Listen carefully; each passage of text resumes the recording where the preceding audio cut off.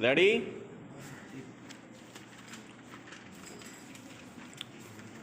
Start. इतिहास साक्षी है कि मनुष्य के संकल्प के सामने नकारात्मक शक्तियां भी नाकाम हो जाती हैं। विराम।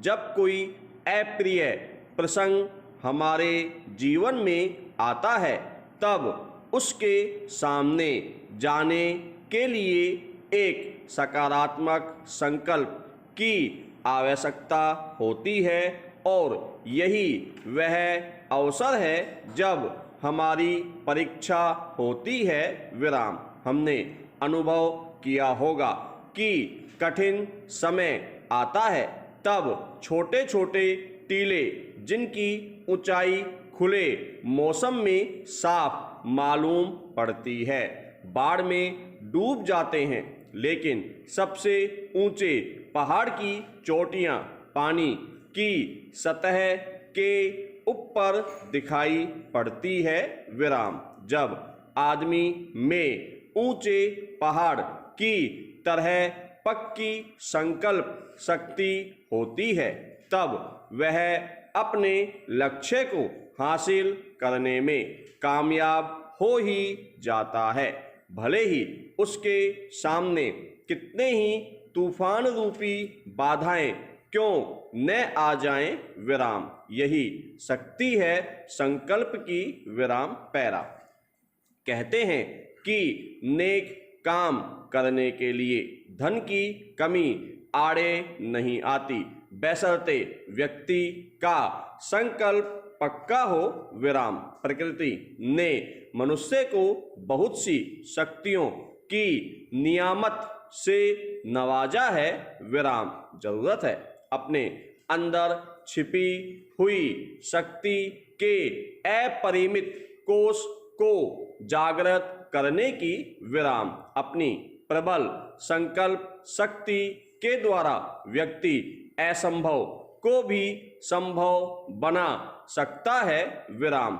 एक प्रसंग है कि एक बार 4 देवी शक्तियां पृथ्वी पर भ्रमण कर रही थी। विराम।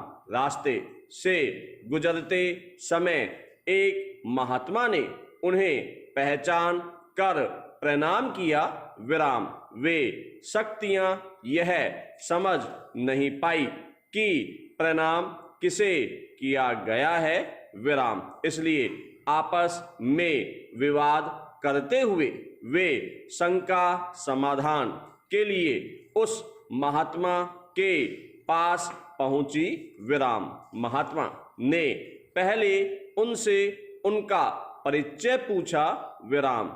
एक शक्ति बोली, मैं विधाता हूं, सबका भाग्य लिखती हूं, मेरी खींची हुई रेखाएं अमिट होती हैं।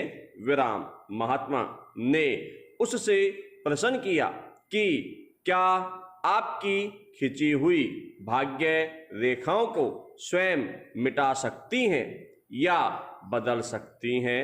उसका जवाब उसने नहीं में दिया। विराम। महात्मा बोले, तब तो जाहिर है कि मैंने आपको प्रणाम नहीं किया है। विराम। दूसरी शक्ति बोली, मैं बुद्धि हूं और विवेक की स्वामी हूं। विराम। महात्मा बोले, मैंने आपको भी प्रणाम नहीं किया क्योंकि मैं इस सत्य को जानता हूं कि मार खाने पर बुद्धि आती है और फिर चली जाती है। विराम। मनुष्य ठोकर खाने पर ही सचेत होता है।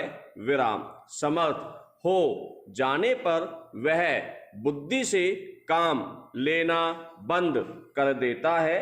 विराम। तीसरी शक्ति बोली, मैं धन की देवी हूं। विराम। मनुष्य को समृद्धि देती हूं। विराम। भिखारी को भी राजा बना सकती हूं। विराम। उसकी बात सुनकर महात्मा मुस्कुराए और बोले, देवी, आप जिसको धन और वैभव की पूर्ति करती हैं वह विवेक खो बैठता है तथा उसमें लोभ, काम व क्रोध बढ़ने लगता है। विराम।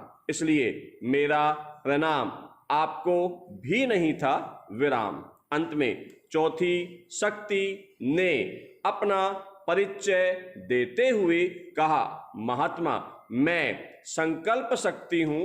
विराम। मुझे धारण करने वाला कालजयी होता है। विराम। वह अलभ्य चीजें भी बहुत सरलता से प्राप्त कर सकता है। विराम। महात्मा ने यह शब्द सुनते ही चौथी शक्ति को फिर से प्रणाम किया और कहा, आप महाशक्ति हैं, अजय हैं और अनंत भी।